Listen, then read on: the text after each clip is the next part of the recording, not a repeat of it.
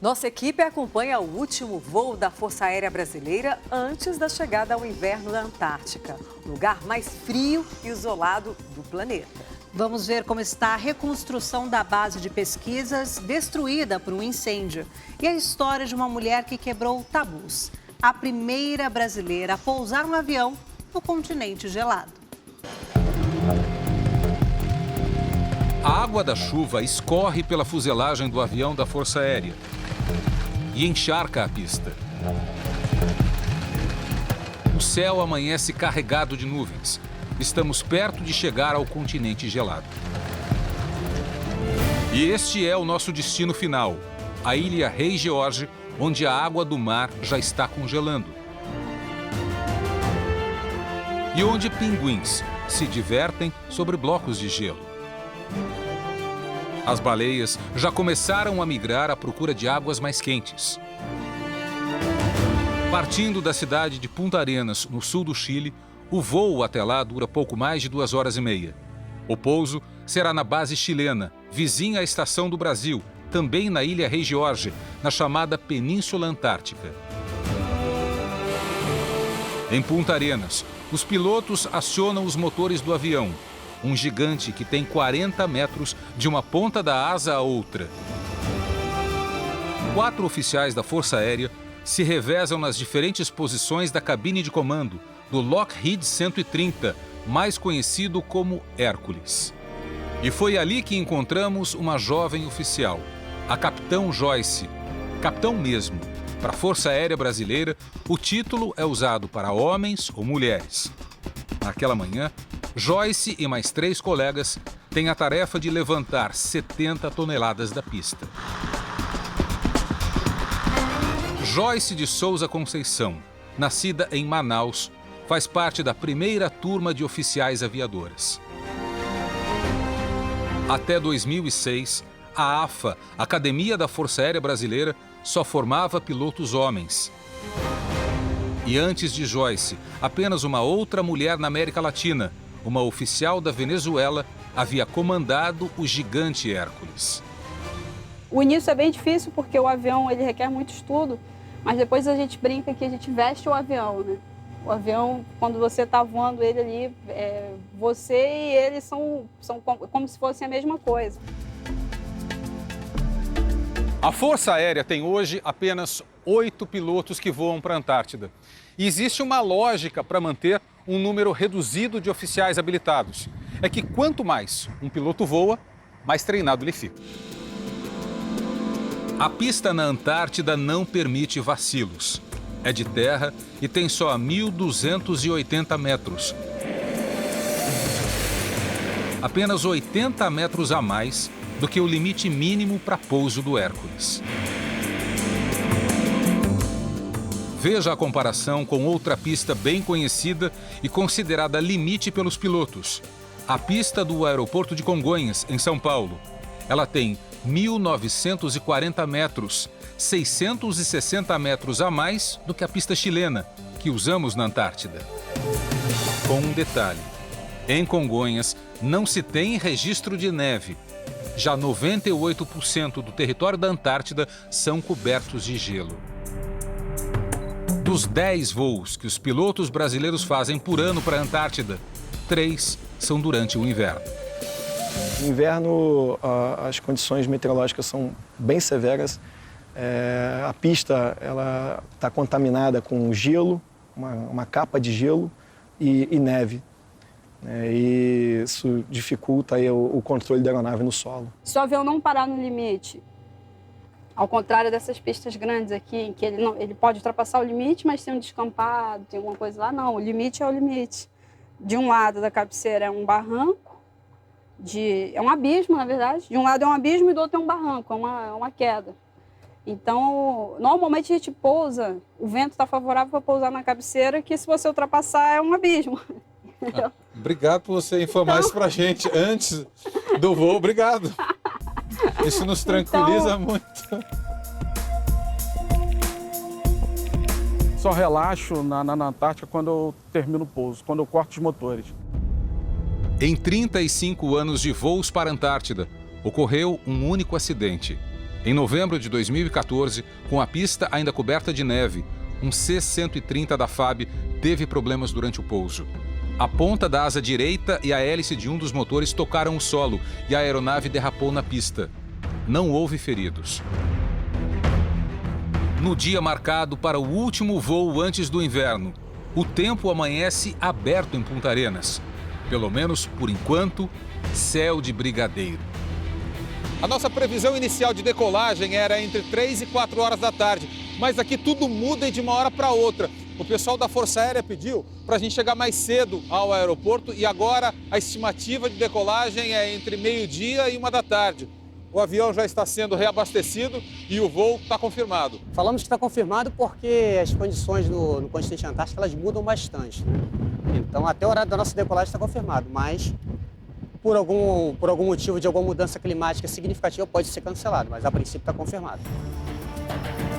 Dessa vez, a capitão Joyce assume o comando do Hércules durante a decolagem. O avião carrega 1.200 quilos de material para a base brasileira na Antártida. Um novo grupo de pesquisadores, bagagens e mais 10 tripulantes. Em cada asa, o Hércules ainda leva 18 mil litros de combustível. Nenhum temor parece maior do que a alegria da comandante.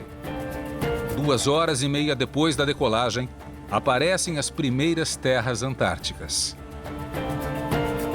É de praxe que, em voos com passageiros e não apenas carga, o piloto com mais horas de voo na Antártida comande a aeronave na hora do pouso. Por isso, é um companheiro da Joyce quem assume a tarefa. A visibilidade é boa, o vento fraco e o toque das rodas suave. Nós pisamos no solo antártico num dia típico de verão. A temperatura é de 2 graus positivos e sensação térmica de -5.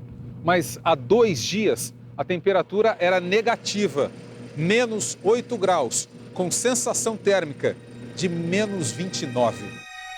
Ali na pista, um rápido adeus.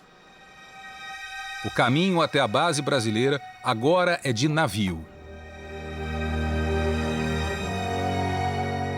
Só na manhã do dia seguinte, chegamos à Baía do Almirantado, onde fica a Estação Antártica Comandante Ferraz. O local é um centro de pesquisas científicas. Estas são as primeiras imagens feitas para a TV brasileira das obras de reconstrução. Há 6 anos, o fogo consumiu a base e deixou vítimas. 2 militares morreram tentando apagar as chamas. Uma pessoa foi condenada pela tragédia. Um suboficial que, no entendimento do Superior Tribunal Militar, se ausentou na hora de uma operação de transferência de combustível. A nova casa do Brasil na Antártida já deveria estar pronta, mas o lugar ainda é um grande canteiro de obras. Este é o projeto final, elaborado por um escritório de arquitetura do Paraná. As obras são tocadas por uma empreiteira da China, que venceu a licitação. Os chineses levaram mais tempo do que o previsto para confeccionar os diferentes módulos, pré-fabricados em Xangai. São como peças de um quebra-cabeça, trazidas por este navio. O cargueiro levou 45 dias para chegar à Antártida.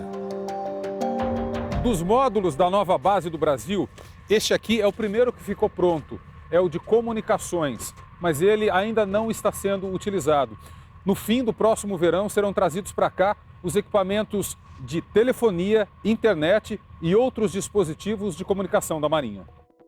Em cima do antigo heliponto, a estrutura esverdeada, no canto direito do vídeo, foram erguidas as instalações provisórias. Nós estamos diante do maior e talvez mais rico laboratório natural do planeta. E é importante que o país tenha parte ativa no processo de discussão sobre o futuro efetivo dessa reserva. Esse aqui é o nosso refeitório. A gente pode Claro, atrapalhar o café da manhã? não atrapalha não. Chegaram na hora boa, na hora do café da manhã. Então vamos lá. O atual comandante da base, oficial da Marinha, nos apresentou o refeitório. Conhecemos a cozinha, os quartos e a enfermaria. Apenas 15 militares permanecem na base durante o inverno. E aqui o inverno é longo, dura pelo menos 6 meses. Neste período do ano, os 2 navios de apoio têm que deixar a Baía do Almirantado, sob o risco de ficarem aprisionados por placas de gelo. Então, durante a temporada de frio extremo, como abastecer a base brasileira? Voltamos ao gigante pilotado por Joyce. Com o tempo nesta condição, os aviões sobrevoam a base. Último lançamento de um total de 5. O Hércules está se aproximando. E é assim que a gente recebe os gêneros aqui no inverno. O Hércules se aproxima da base a uma altitude de apenas 150 metros, numa área cercada de picos e geleiras. Missão: lançar a carga com suprimentos e acertar o alvo. Um retângulo de 200 metros de largura e 400 de comprimento. Se errar, tudo cai na geleira ou na água do mar. Um militar da Marinha gravou estas imagens.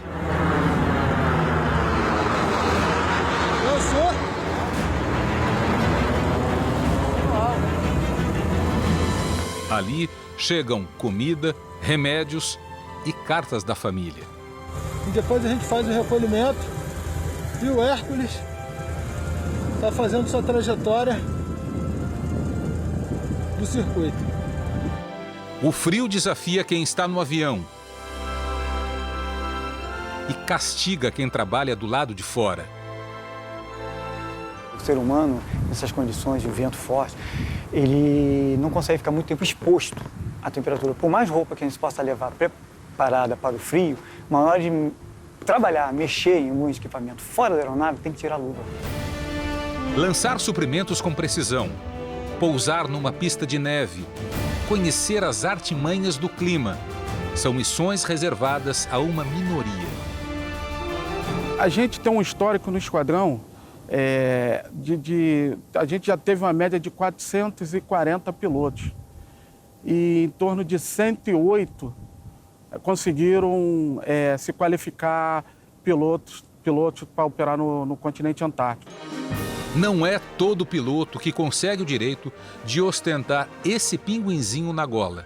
Apenas quem se torna comandante na Antártida. Esse pinguim ele significa para mim uma conquista, né, na carreira. Para entrar nessa minoria seleta, Joyce teve que passar pelo chamado Conselho Operacional do Esquadrão. O conselho é encabeçado pelo comandante e pelo subcomandante do grupo. Também votam os demais pilotos. O candidato tem que ter, no mínimo, 700 horas de voo no Hércules e ainda ser instrutor da aeronave. Concorrendo com homens e julgada por homens, Joyce passou no conselho com louvor. Dona Inês, a mãe, previu que era esse o destino da filha. Quando eu estava na academia, eu era cadete ainda, voava T-25, estava ralando ali no meu curso, né? E ela falava para os amigos dela, minha mãe morava no Rio de Janeiro, e ela falava para os amigos dela que eu voava 630. Coisa de mãe, né? Dona Inês faleceu há 9 anos.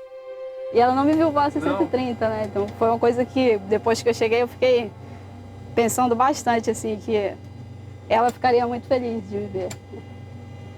Com certeza. Desculpa. A avó, Dona Francisca, a quem Joyce também chamava de mãe, viveu para ver a neta comandante do Hércules. Há 2 anos, ela também faleceu.